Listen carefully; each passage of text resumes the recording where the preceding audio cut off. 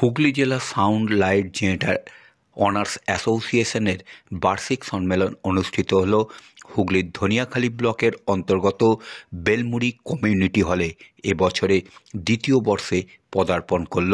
হুগলি জেলার সম্পাদক শুভাশিস অধিকারী জানান যে মূলত সাউন্ডের ব্যাপারে হামেশাই তারা পুলিশি হ্যারাস হতে হয়, কিন্তু তাদের দাবি জন্ম থেকে মৃত্যু পর্যন্ত তাদেরই প্রয়োজন হয়। এবং তিনি এও বলেন যে সরকারি বা বেসরকারি অনেক প্রোগ্রামেই 65 ডেসিমেলের বেশি আওয়াজ হয়। এছাড়াও সাউন্ড সিস্টেমে ভাড়া গেলে জোর করে বাজানো হলে তাদের সেট ভেঙে দেওয়া হয় বা পুলিশ নিয়ে গিয়ে বিভিন্ন রকম কেস দেয়। তার প্রতিকারের জন্য 20 জানুয়ারি বেলমুড়ির কমিউনিটি হলে তাদের জেলার সাউন্ড লাইট জেনারেটর মালিকদের নিয়ে সম্মেলন অনুষ্ঠিত হলো।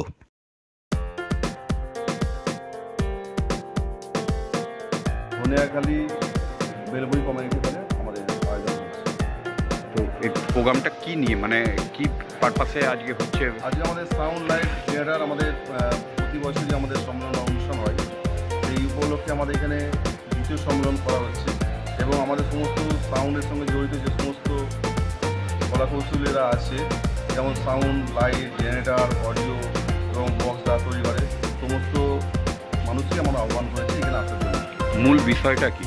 মূল বিষয় হচ্ছে আমাদের এই যে আমাদের একটা সমস্ত ব্যবসা একটা শিল্প মর্যাদা পাই, আমরা কিন্তু সাউন্ড লাইট আমরাও কিন্তু সমস্ত কলার কৌশলী বা যে সমস্ত জন্ম থেকে মৃত্যু পর্যন্ত আমাদের ছাড়া কোনো রকম যেটা চলে না, সেক্ষেত্রে অনেক সময় আমাদের যে সমস্যাটা ঘটছে, আমরা নর্মালি একটিয়ার জেবিল লাগালেও কিন্তু আমাদের অনেক সময় পুলিশি হেফাজত বা সমস্যা আমরা করছি।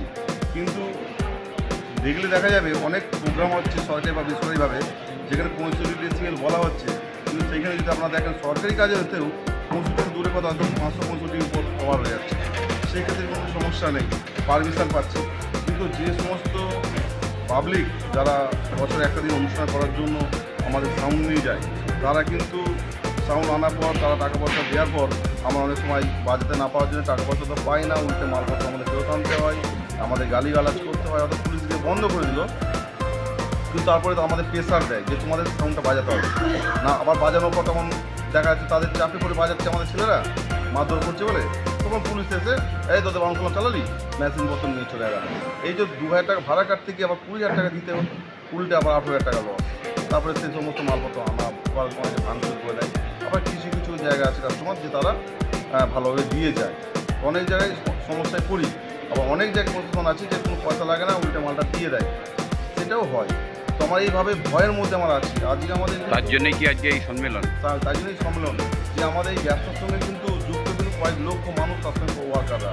এবং এই যে ডিজে বাজানো নিয়ে প্রশাসনের তরফ থেকে তো বারংবার বারণ করছে, আপনারা কি পদক্ষেপ নিচ্ছেন? ডিজে যেটা বলেছে প্রশাসন থেকে, তারা নিজেরাই হয়তো জানে না ডিজে কথার অর্থটা কি। ডিস্কো যত মানে যেটা ডিস্কো মানে যেটা বারে হয়, সেটা আমাদের যেটা যেগুলো বাজে সেগুলো কিন্তু নর্মালি গোল্ড আর সিটি গোল্ড ঠিক তেমনটাই, আমাদের ডিজে নয়, এটা কিন্তু নর্মালি বক্স, যেটা আমাদের লোকাল মিস্ত্রিরা তৈরি করে দেয়, তার মতো কপি, এটা আর কিছু না। ডিজে বলে আমাদের আখ্যা দেওয়া হচ্ছে, কিন্তু এটা ভুল। আপনার নাম?